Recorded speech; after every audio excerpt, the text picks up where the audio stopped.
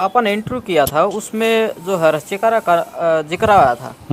तो रस्चिकारा की जो कोठी है उसका जी सील कर दी वो उसके ऊपर। अच्छा कामरेड जी, आप कैमरे पे आए हो तो इसका क्या मकसद है? मतलब कैमरे पे आने का मेन मोटिव क्या है कि पब्लिक ज्यादा जुड़े? देखो जी, अच्छा क्यों रखते हैं फिर ये गाड़ियां इतनी? बस वो मतलब यूं दिखाते हैं कि देखो भाई हम मंत्री हैं, मुख्यमंत्री हैं, ट्रांसपेरेंसी होगा, नो पर्ची नो खर्ची। और लोगों को तो पता है कहाँ कहाँ स्कैंडल होते हैं। लोग तो हमें बताते हैं, डरते खुल के नहीं बताते। लगभग एक हफ्ता तो मैं नौकरी करते हुए रहा हूँ। मंडियाली कांड में जो फायरिंग हुई थी उन किसानों के एकजुटता प्रकट करने के लिए अच्छा। हिसार जेल में रह गया मैं एक हफ्ता। अच्छा। और खानग मजदूरों के लिए भी मुझे अरेस्ट करने की कोशिश की गई थी। अच्छा। जब 2002 में गोली कांड हुआ। 1993 में भजनलाल के समय जो स्ट्राइक हुई थी कर्मचारियों को, उसके लिए जेल में गया मैं एक दिन। अच्छा। हाँ, और अभी ये रोडवेज का जो स्ट्राइक थी 31 दिसंबर अक्टूबर को, उस समय मेरे ऊपर 307 लगी थी और मुझे 2 दिन पहले अरेस्ट भी किया था, जमानत करवाई। तो जो जायज बात होगी ना, उस जायज बात के लिए हमेशा लड़ते हैं, चाहे 2 हो, चाहे आगे बॉर्डर पर हमें गिरफ्तार कर लिया। यहाँ भी पुलिस आई थी सुबह सुबह गिरफ्तार करने। अच्छा। हम उसका था ही नहीं। आता कितनी गाड़ियां पीछे पीछे आती है, दिखाओ आप। मतलब 20-20, 30-30 गाड़ियों का काफिला, उनकी सुरक्षा के लिए काफिला। वो तो कामरेड जी आप बन जाओ। क्योंकि आजादी का जब जब भी नाम लिया जाता है तो इनका दिक्कत हो जाती है, क्योंकि इनकी हिस्सेदारी नहीं थी, तो अंग्रेज के साथ थे। राम राम भाई, सारे भाई ने आपका भाई सुंदर दिनों दिया और आप देख रहे हैं अपना चैनल स्टार सुंदर न्यूज। फिलहाल की हम बात करें तो भिवानी मौजूद हैं और आज कामरेड जी फिर मेरे साथ हैं। आज किस मुद्दे न लेके भाई इब ये जो है मैंने बेरा भी कोनी बाकी नुकई थी भाई सुंदर घना तकड़ा मुद्दा है। आखिर क्या मामला है वो? क्या वो मामला अभी जो ताज़ा चला हुआ है रस्चिकारा का तो नहीं है, या कोई किसन्ना का मामला है क्या मामला? वो पूरी की पूरी जो है कामरेड ओम प्रकाश जी तक जो है बात करांगे। हाथ में पर्ची ले रहे हैं, ये के हैं जी? नमस्कार। नमस्कार सुंदर भाई, आपके दर्शकों का स्वागत है। तो कामरेड जी सबसे पहले तो ये आप बुझ जाएंगे ये क्या है? ऐसा है सुंदर भाई, अभी कल हमने एक बड़ा प्रदर्शन किया था। भिवानी जिले के 3 दर्जन से ज़्यादा गांव में अभी हाल ही की जो बारिश हुई थी खरीफ फसल के लिए, वो बहुत ज़्यादा बारिश हुई थी। वो तो 2-3 महीने हो गए जब। हाँ। और आप देखोगे कई गांव में तो सागवन है, बड़ियाली का वो रामापुरा है, हाँ, पुर है, हाँ, जाटू लुवारी है, मनाना है, आपका धनाना है, और तालू है, चांग है, और गुजरानी है, बडेसरा है, मिथाथड़ है, घुसकानी है जी, तिगड़ाना है, प्रेमनगर है। इन सब गांव में बहुत ज़्यादा पानी इकट्ठा हो गया था, खेतों में भी और घरों में भी। अच्छा, कब जाके आए थे आप वहाँ पे जो आप एरिया ये बता रहे हो, गांव बता रहे हो? लगातार जब से ये जो न ड्रेन टूटी हैं, सामन ड्रेन और फिर ये जो न घग्गर ड्रेन, मैं लगातार इन गाँव में जाता रहा हूँ। अच्छा। और इन किसानों आज भी जो है पानी खड़ा है? आज भी कई गाँव में पानी खड़ा है। 500 एकड़ में तो सागवन गाँव में पानी खड़ा है, जाटू लुवारी में पानी खड़ा है, और आपका मंडाना में पानी खड़ा है, और तालू में भी अभी तक जो है न अभी तक ये इन गांव के स्कूलों में पढ़ाई भी शुरू नहीं हुई है। अच्छा। हाँ, सागवन गांव में सीनियर सेकेंडरी स्कूल है 10+2 का, अभी वहाँ क्लास शुरू भी नहीं हुई है। इतनी ज्यादा क्षति होगी उस स्कूल की।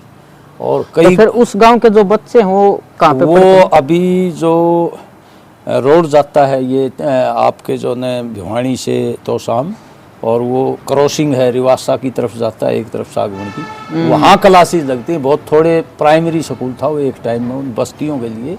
अच्छा, और अच्छा। उन बच्चों को वहाँ पढ़ाया जा रहा है। 2-3 की शिफ्टें चलती हैं।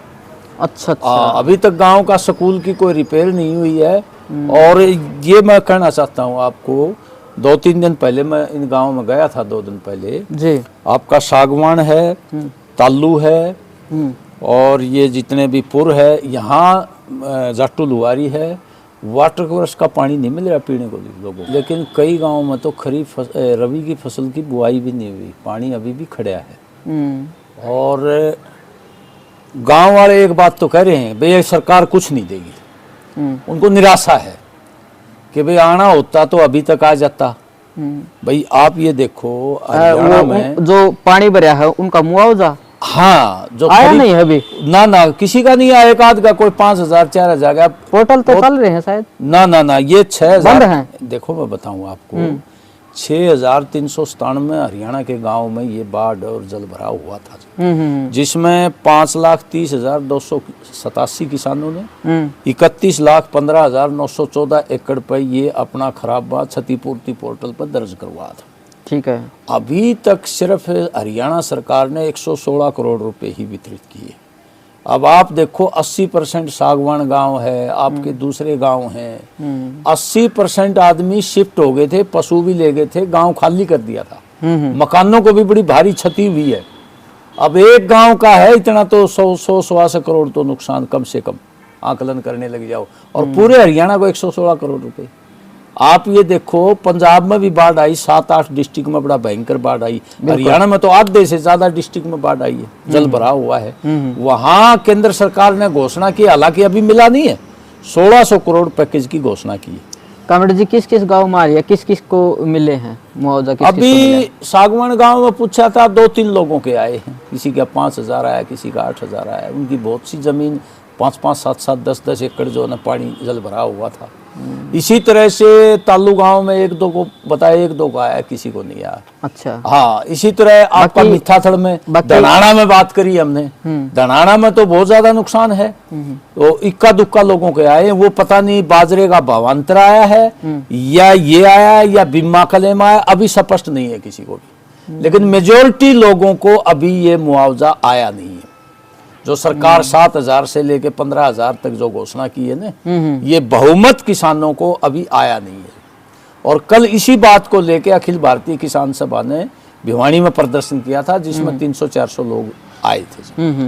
और जिसको भी जिक्र करते कहते या सरकार तो दिवाली को नहीं कुछ दे को नहीं मिला, तो मतलब न्यू मान के बैठ गए लोग, या कुछ नहीं देगी किसी को, झूठ बोलते हैं ये। हमने कहा भाई जब नहीं देगी तो प्रजातंत्र में यही है कि विरोध की आवाज उठाई। जब मैं बात कर रहा था, पंजाब को 1,600 करोड़ का पैकेज घोषणा की है, हिमाचल को 1,500 करोड़ की घोषणा की है, और 1,200 करोड़ उत्तराखंड को घोषणा की है। यहाँ तो घोषणा भी नहीं की सेंट्रल गवर्नमेंट ने। अब आप देखो 116 करोड़ रुपए नुकसान कितना हुआ है। आप देखो इन 32, 33, 34 गाँव में, इसी तरह दादरी के गाँव में। जब अब भिवानी जिले में 272 गांव के लोगों ने शिकायत दर्ज कराई थी, जिसमें 79,589 किसान हैं और 4,71,591 एकड़ की करवाई थी। अच्छा, अभी तक 116 करोड़ रुपए मतलब पूरे राज्य को, और 12 करोड़ भिवानी के पास आते। देख लो आप, 12 करोड़ में 12 करोड़ तो कुछ भी नहीं है, एक डाणी में नुकसान हो रहा है 12 करोड़ से तो ज्यादा। तो ये किसानों को ना तो सेंट्रल गवर्नमेंट ने मदद की और ना ही हरियाणा सरकार मदद कर रही है, भारी उपेक्षा कर रही है किसान मजदूर की। अभी हाल ही में कानून बदल दिया मनरेगा का। हाँ। अब देखो, पहले भी हमने प्रदर्शन किया था, कल भी इस मुद्दे को उठाया है, प्रधानमंत्री को ज्ञापन भेजा है। एक अच्छे खासे कानून को जो सारी पार्टियों ने मिलकर 2005 में पास करवाया था, उसको स्कीम में बदल दिया और राज्य सरकारों की जिम्मेवारी दे दी। 40% वो बजट देंगे, पहले पूरा सेंट्रल गवर्नमेंट देता था। मतलब 5 किलो अनाज मुफ्त तो दे देंगे, काम नहीं देंगे। जब अब आप देखो विडम्बना, देखो जब मतलब काम के बदले में अनाज योजना या पैसे दे के काम ले लिया जाए, वो नहीं, मुफ्त दे देंगे 5 किलो अनाज। ये भी ज्यादा दिन नहीं चलेगा, किसान से खरीद ही नहीं कर रही। अब देखो बाजरे का भावांतर कुछ डालना है, कुछ किसानों का भी बकाया है। खाद DAP यूरिया के लिए लाइनें लग रही है, जगह जगह ब्लैक मार्केटिंग हो रही है। और इसी तरीके से आप देखोगे ये जो टावर कंपनियां निकाल रही हैं, वो भी वाजिब मूल्य किसानों को नहीं मिलेगा। बकाया ट्यूबवेल कनेक्शन बकाया है, और वो 350 करोड़ का घोटाला है जो 2023 का बीमा छेमा कंपनी ने किया था। एग्रीकल्चर विभाग के शीर्ष 2 अफसरों ने मिलकर सरकार की सह पे ये घोटाला किया। कंपनी को सरकार ले आई और कंपनी पैसे लेके भागी। अब आप देखो, ना उसकी जांच बिठाई जा रही और ना ही उसको मतलब किसी को दंडित किया जा रहा, ना कंपनी को दबाव दिया जा रहा, सरेआम ही घोटाला कर दिया। अब कपास के मामले में बाकायदा प्रोविजन है कि भाई क्रॉप कटिंग के आधार पर नुकसान का जायजा लिया जाएगा। क्रॉप कटिंग के आधार पर 400 करोड़ रुपए बना था। क्रॉप कटिंग के आधार पर उसको सैटेलाइट इमेजिंग दिखा करके और वो जो ने 250-350 करोड़ को जो ने रफा दफा कर दिया। दो बड़े अफसरों ने आचार ये संहिता, आप जो लोहारू में धरना हाँ, है, उसकी जो बात 6 कर रहे हो? महीने से जो किसान रात दिन का पड़ाव जो कर रहे हैं लोहारू में, जी जी जी। रात दिन का कोई सुनवाई नहीं। अब भ्रष्टाचार को यूं कर रहे हैं, हम जीरो टॉलरेंस पर स्वीकार करते हैं। 1500 करोड़ रुपए तो भवन निर्माण में खुद मंत्री बोल रहे हैं इनका। अभी जो श्रम मंत्री है हमारे विज साहब है, वो बोल रहे हैं कि पिछले मंत्री ने 1500 करोड़ का घोटाला कर दिया। मतलब भवन निर्माण के बेनिफिट दुआ के अपने चहेतों को, और इसमें काफी घोटाला किया है। अभी देख रहे हो आप, धान घोटाला है बहुत बड़ा, फर्जी भी है, मतलब वो बना करके गेट पास और बड़ा धान घोटाला कर दिया। इसी तरह ये स्टेट का बोल रहे हैं, जितनी भी परीक्षाएं हैं उनमें धांधली हो रही है। तो कितना कितना भ्रष्टाचार हो रहा है, सरेआम हो रहा है। ये तो क्षमा कंपनी जो ना फ्रॉड कर दी, वो तो पूर्व मंत्री ने भी मान लिया। वो उस इलाके का जो पूर्व मंत्री रहा है, विधायक भी रहा है, अब तो चलो वो हार गए, उन्होंने भी मान लिया कि कंपनी बड़ा घोटाला करके चली गई। तो क्यों चली गई भाई? कोई उत्तरदायित्व तो बनता होगा मंत्रियों का, सरकार का। क्यों करके चली गई? किस एवज में कर लिया है? कोई उत्तरदायित्व तो सरकार का बनता होगा, उसकी न्यायिक जांच बिठाना, कौन दोषी है भाई, तब तो बात समझ में आए कि भाई हाँ सरकार ट्रांसपेरेंट है और भ्रष्टाचार को टॉलरेट नहीं करती। आज तक जांच नहीं बिठाई, न्यायिक जांच नहीं बिठाई।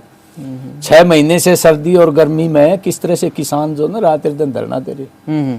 बिल्कुल।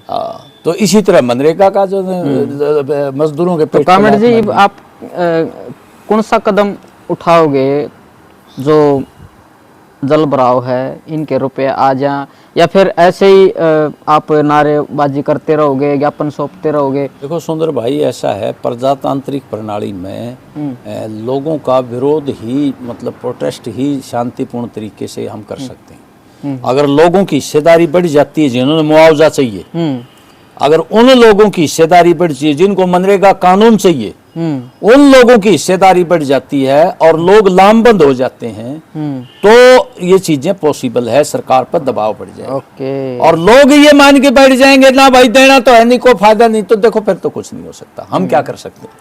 अकेला कामरेड क्या करेगा? हमने तो देखो किराया भाड़ा लगा के और 1 हफ्ता अभियान भी चलाया है, और उसमें अगर लोग हजारों लोग खड़े हो जाते तो निश्चित तौर पर दबाव पड़ता। मैं ये नहीं कहता, लोग आए हैं सर्दी में भी, देखो कड़कती सर्दी में भी 350 लोग आए हैं, ये छोटी बात नहीं है, लेकिन ज्यादा हिस्सेदारी चाहिए।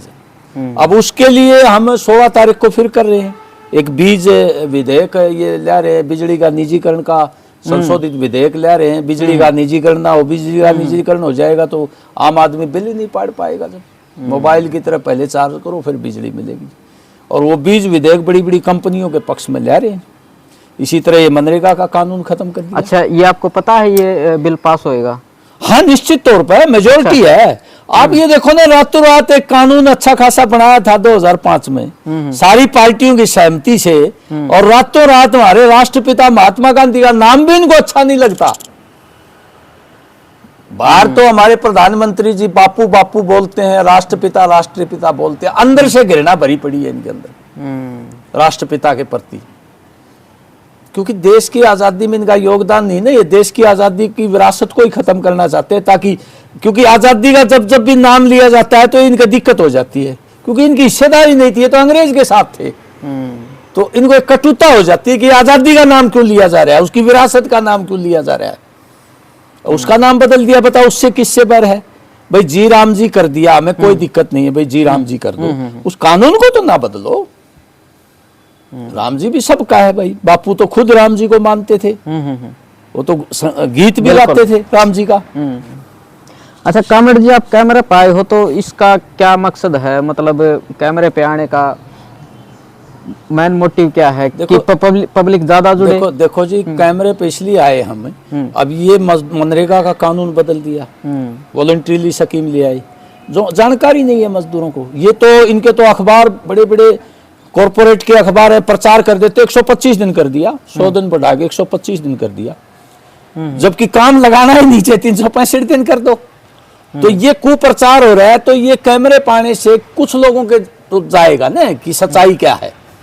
इसी तरह ये आपका जो न जल भराव का मामला है, अब भाई गलती इनकी, ड्रेन इन्होंने समय रहते रिपेयर नहीं करवाई, बाढ़ रोकथाम के कोई उपाय नहीं करे, बजट आया होगा उसको खा पी लिया अफसरशाही ने, तो ये दे आर रिस्पॉन्सिबल है कि भाई लोग क्या करें।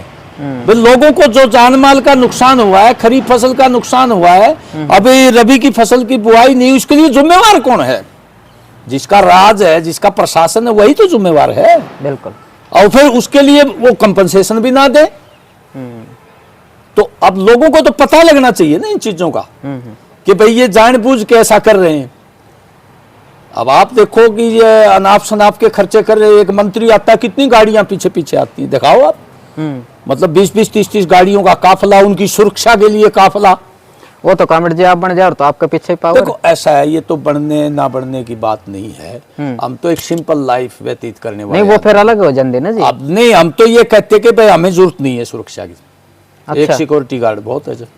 ये जो गाड़ियों का काफिला, फोर्स और ये जो लगा रखे है ना, ये वेस्टेज ऑफ मनी है भाई, लोगों का पैसा है, लोगों के टैक्स से ये सब हो रहा है।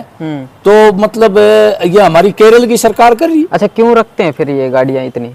बस वो मतलब यूं दिखाते हैं कि देखो भाई हम मंत्री हैं, मुख्यमंत्री हैं, शान शौकत के लिए। ये तो सदा से चला हो जी।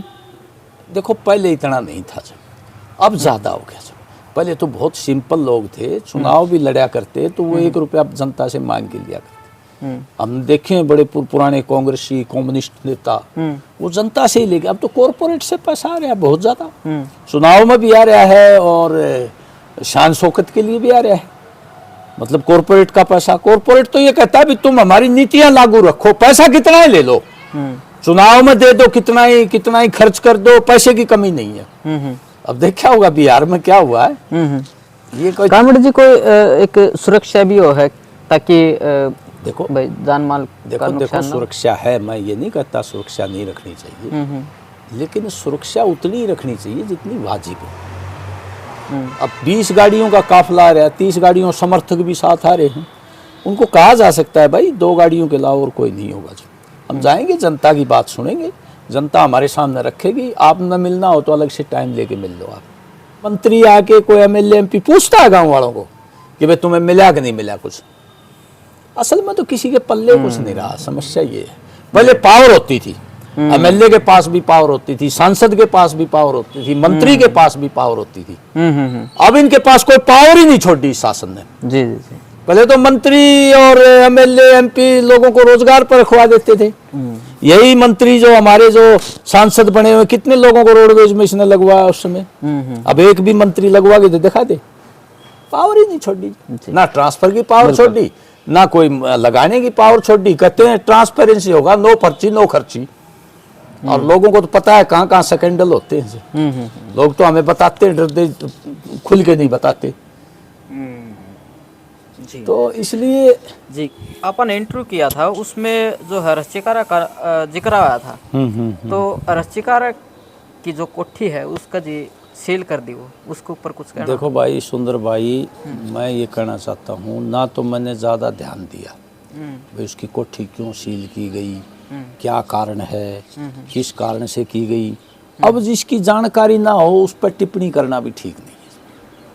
अब मेरे को पूरी जानकारी नहीं है कि इस किस कारण से की गई, उसकी तय तक मैं जा ही नहीं पाया, तो उस पर मैं टिप्पणी करूँ खाम खा की, तो उसका कोई फायदा नहीं है।